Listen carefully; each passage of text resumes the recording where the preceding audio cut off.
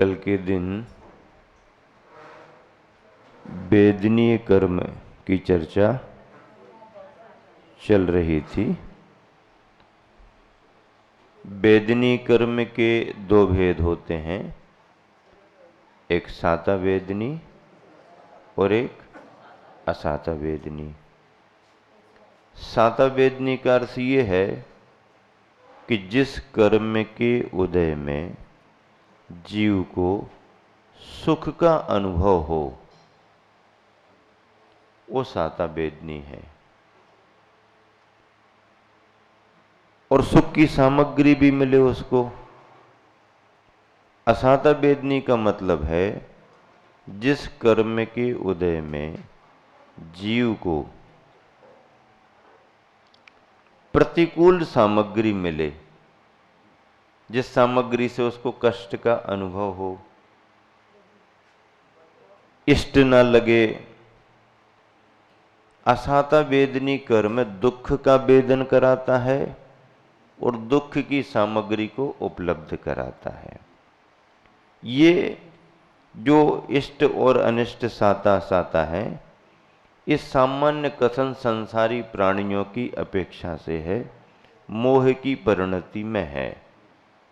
लेकिन जो व्यक्ति मोह के परिणामों से ऊपर उठ गया है, उसके लिए साता वेदनी के उदय में इष्ट सामग्रियों में अनुराग भी नहीं होगा, इष्ट की कल्पना भी वो नहीं करेगा। और असाता वेदनी का उदय चल रहा है, अनिष्ट सामग्री आ गई है, कंकर कांटे चुभ रहे हैं, ठंडी गर्मी लग रही है, कोई उपसर्ग कर रहा है, कोई अपशब्द बोल रहा है, तो भी वह उसे दुख का कारण नहीं मानेगा। ये तो बैरागी की बात हो गई, ज्ञानी की बात हो गई। लेकिन संसारी प्राणी कैसा है? इष्ट में हर्षित होता है, अनिष्ट में विकल्प करता है। ये सामान्य कथन। इस तरह से साता और असाता वेदनी में ये दोनों घटित होंगे। अब आज आप सभी को साता वेदनी के आश्रयों के कारण समझने हैं। सभी जन मिलान करेंगे। सूत्र नंबर 12। भूत वृत्त्यनुकंपादान भूत वृत्त्यनुकंपादान सराग संयमादि योगः सराग संयमादि योगः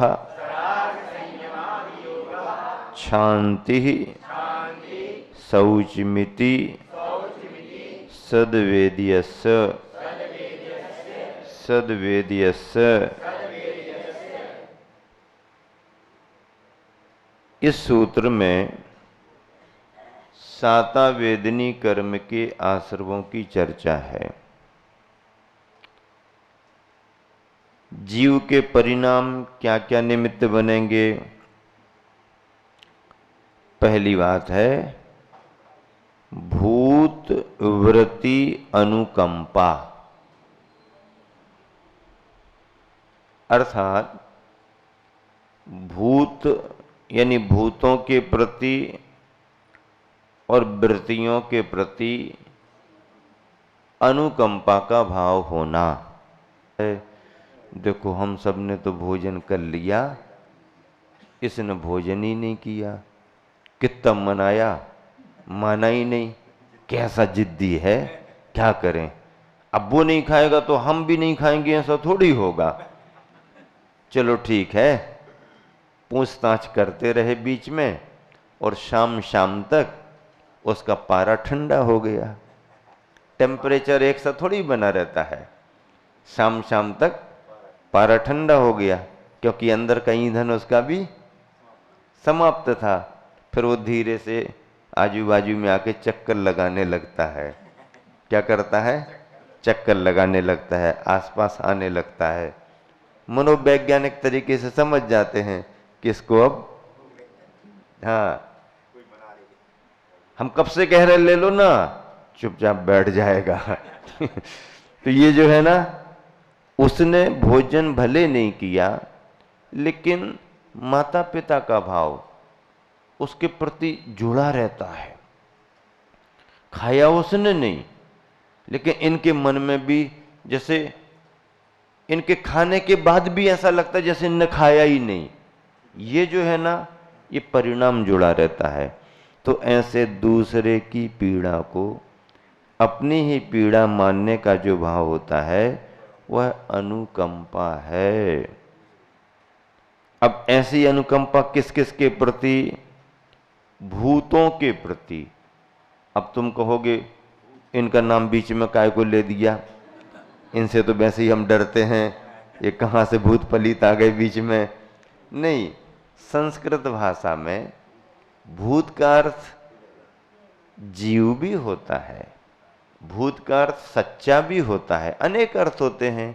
आचार्यों ने उस समय चलन में भाषा में रहा होगा, संस्कृत में लिख दिया। तो मतलब भूतों के प्रति अनुकंपा। आप सोच रहे होंगे उनसे तो हमें पिंड छुड़ाना है और कहाँ उन पर दया कर दें, दया करें और घर आकर के बैठ जाएगा। नहीं, वो वाले भूत नहीं। संसार के समस्त प्राणियों के प्रति, भूत का अर्थ संस्कृत में जीव होता है, यानी संसार के समस्त प्राणियों के प्रति अनुकंपा करने को भूत यानी जीवानुकंपा कहते हैं। क्यों? क्योंकि समस्त जीव जो कर्मोदय के वश नरक आदि विविध गतियों में होते हैं, कोई नरक में, कोई त्रियंच में, कोई देव, कोई मनुष्य, कर्मोदय के वश नरक आदि विविध गतियों में होते हैं, उत्पन्न होते भ्रमण करते वे प्राणी वर्ग भूत कहलाते हैं। नीचे देखो, जीवों की 4 संज्ञाएं, पान, भूत, जीव, सत्व, प्रतिक्रमण पाठ में नाम आते हैं। जीव को संबोधित करने वाले पान, भूत, जीव, सत्व। पान यानी प्राणी, भूत, जीव और सत्व। प्राणी किसे कहते हैं? प्राणी संज्ञा जहां भी आएगी उसमें विकलेंद्री लेना पड़ेगा। विकलेंद्री कौन होते हैं? 2 इंद्रिय, 3 इंद्रिय, 4 इंद्रिय। पंचेंद्रिय को सकल में मान लेते, पूर्ण इंद्रियां हो गई, और 1 इंद्रिय लास्ट की, अंतिम। लेकिन उसके बीच में 2, 3, 4 को विकल कह करके इनको विकलत्रय कहते हैं। क्या कहते हैं? क्या कहते हैं? विकलत्रय। ये 3 विकल वाले, ऊपर भी नहीं रह पाए और नीचे वाले भी नहीं हैं। हाँ, विकलेंद्री को प्राणी कहते हैं। भूत वनस्पति कायिक जीवों को विशेष रूप से भूत कहते हैं। इन 4 संज्ञाओं में जब वर्गीकरण करेंगे तो भूत वनस्पति काय को करेंगे। बाकी भूत कहकर के जीव का अर्थ भी निकाला जाता है। जीव, जीव कहते हैं तो पंचेंद्रियों को जीव कह दिया। और सत्व पृथ्वी, जल, अग्नि, वायु, 4 स्थावर जो वनस्पति के अलावा, उनको सत्व। शास्त्रीय संज्ञाएं हैं ये, लेकिन अपन सामान्यतः प्राणी, भूत, जीव, सत्व को सामान्य से लेते हैं। और भूत कहने का अर्थ है संसार के समस्त प्राणियों पर दया का भाव करना, अनुकंपा का भाव करना। ये बात तो आपको समझ में आ गई कि दया का परिणाम धर्म का परिणाम है। सम्यक दृष्टि ही दूसरों के दुख को देख करके दुखी हो सकता है, दूसरे के सुख में हर्ष मना सकता है। ये उसकी परिणति होगी, क्योंकि वो भगवान के धर्म को जानता है। और सम्यक दृष्टि का परिणाम कैसा होता है? मैत्री, प्रमोद, कारुण्य, माध्यस्थ, इन 4 भावों को लेके चलता है। मैत्री का भाव, प्रमोद, गुणीजनों को देख हृदय में मेरे प्रेम उमड़ आवे, करुणा, अनुकंपा। और जो विपरीत बुद्धि वाले हैं, जो धर्म पर विश्वास नहीं रखते हैं, धर्मात्माओं पर विश्वास नहीं रखते हैं, तो अब उनके बारे में क्या सोचें? भैया माध्यस्थ रहो, हाँ, तटस्थ रहो। ये माध्यस्थ भाव, विपरीत वृत्तियों वालों को माध्यस्थ भाव कहा गया। अब ये तो समझ में आ गया कि सभी के प्रति अनुकंपा। अब वृत्ति अनुकंपा का अर्थ क्या है? समस्त अनुवृत्ति या महावृतधारियों के प्रति अनुकंपा। अब अनुकंपा का अर्थ क्या लें? ऐसा तो ले नहीं सकते कि जैसे सामान्य जनों पर अनुकंपा करते हैं ऐसे वृत्तियों पर भी अनुकंपा कर दें, उन पर भी उपकार कर दें। हम नहीं करेंगे तो उनका काम नहीं चलेगा, ऐसा। अथवा जैसे किसी के यहाँ सर्विस वाले को कोई घटना घट गई आदि आदि, अब भाई परिवार का क्या होगा? वो सदस्य तो मेन मुखिया जो था, जो नियुक्त था, वो तो गया। अब क्या करो? किसी सदस्य को आगे बढ़ाओ, अनुकंपा नियुक्ति करो। क्या? बिना इंटरव्यू के, और सिलेक्शन उसका करो। इसका नाम है अनुकंपा नियुक्ति। हाँ, फॉर्मेलिटी कर दो, जो भी खाना पूर्ति करो और उसको रख लो। तो ये तो एक तरह से अलग हो गया। संसार में जो अनुकंपा चल गया है, अनुकंपा नियुक्ति, इसमें भाव अलग है। सामान्य जनों पर अनुकंपा हो भी सकती है, लेकिन वृत्तियों पर क्या अनुकंपा करेंगे? क्या वृत्ति इतने दयनीय हो गए, या तुम नहीं करोगे तो उनका चलेगा नहीं, फिर अनुकंपा करने वाला बड़ा हो जाएगा, जिस पर अनुकंपा की जा रही वो छोटा हो जाएगा, ऐसा है क्या? नहीं। तो फिर वृत्तियों के साथ भी अनुकंपा लगा है तो क्या अर्थ निकालें? उनके प्रति ये अर्थ निकाला जाएगा, समस्त अनुवृत्त या महावृतधारियों के प्रति करुणा दयालुता के व्यवहार करने को वृत्ति अनुकंपा कहते हैं। करुणा का व्यवहार क्या होगा? अरे देखो, हमको एक टाइम भी यदि नहीं मिलता है तो दिन में तारे नजर आने लगते हैं। तारे दिन में नहीं दिखते हैं, लेकिन क्या कहता है भैया, एक दिन तो उपवास तो छोड़ो, एक टाइम भी हमारा छूट गया तो हमें दिन में ही तारे दिखने लगे। एक आसन करते हैं, उपवास करते हैं, ऐसा है वैसा है, कितनी इनकी अपनी साधना है।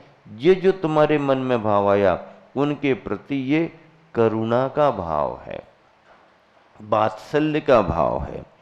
और सर्दी गर्मी, अरे भैया अपने बालों में जरा सा भी कहीं खिंच जाए तो संगीत के सातों स्वर निकल आते हैं।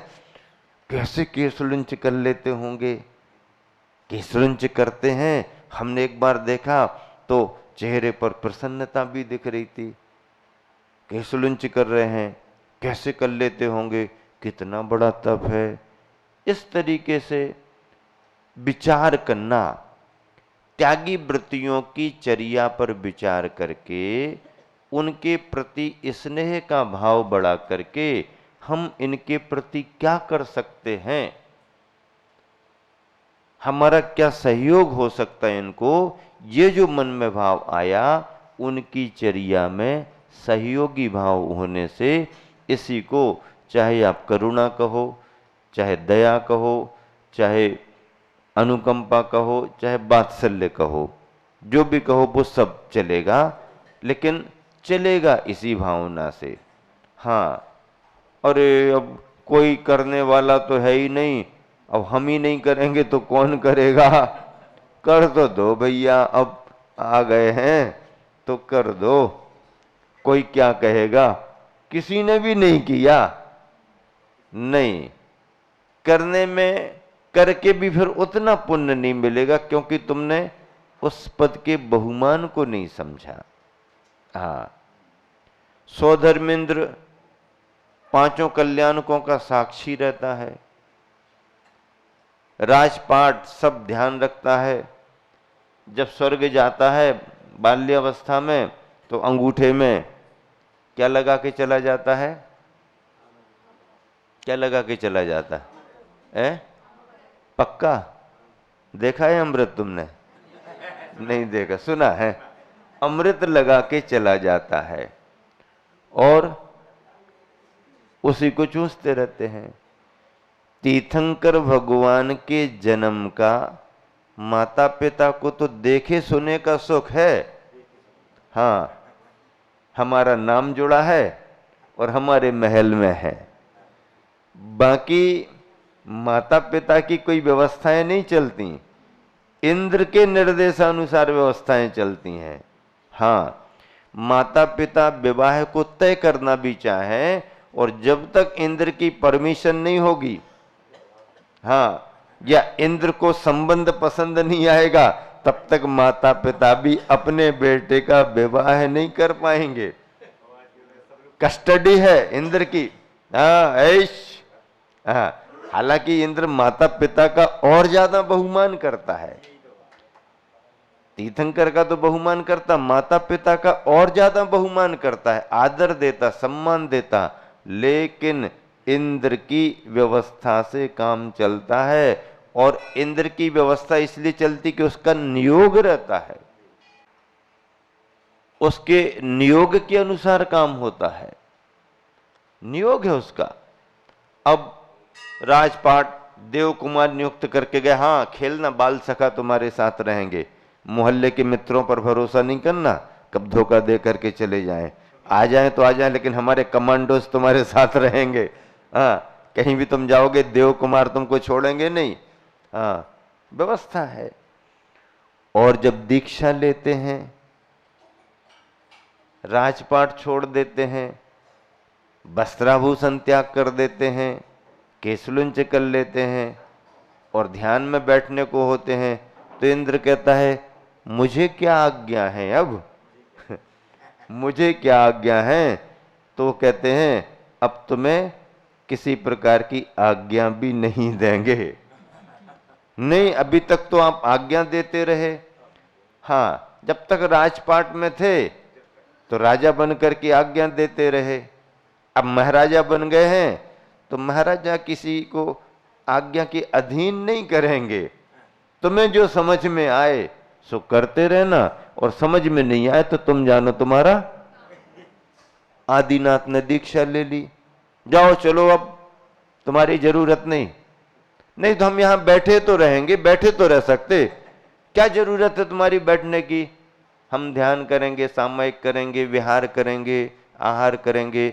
नहीं नहीं, मान लीजिए कहीं चौके में कोई समझते नहीं हो तो हम थोड़ी ड्रेस बदल करके आ जाएंगे, जैसे वॉलंटियर्स बच्चे गांव में व्यवस्था रहती है। नहीं नहीं, महाराज जी के साथ कमेटी ने तय कर दिया 2-2 4-4 जाएंगे, ऐसा होगा वैसा होगा, तो ऐसा भले आप इसमें नहीं, लेकिन हम ड्रेस बदल के तो आ सकते हैं ना।